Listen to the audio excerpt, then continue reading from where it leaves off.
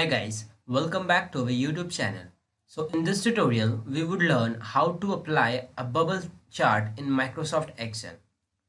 Do this guys, whatever is your project data, just select it, and after selecting, just click on insert, and then in this charts group, you have insert scatter X, Y or bubble chart. Just click on that, and then in the bottom side, you have two types of bubble chart. Okay, this 2D and this one 3D.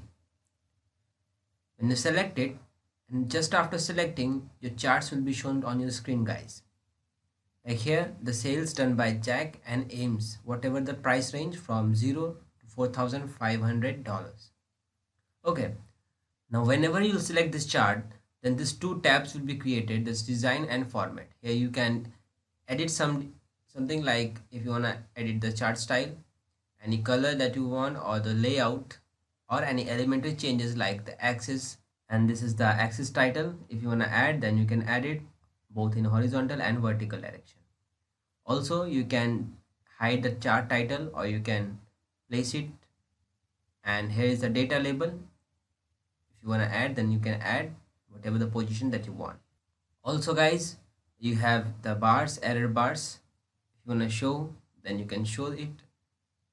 And the grid lines in the graph, the legend and the trending.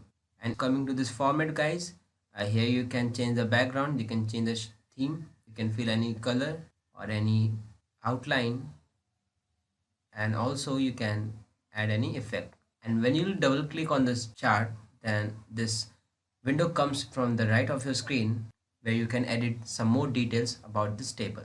Okay, so guys, this was the bubble charts. So that's all for today. Thank you. If you really like the content, then please like the video and click subscribe to see more videos like this. And don't forget to share this video with others. You can find the link to complete basics to advanced Excel tutorial in the description below, or you can visit mahagurus.com to see lots of other software courses. Thank you.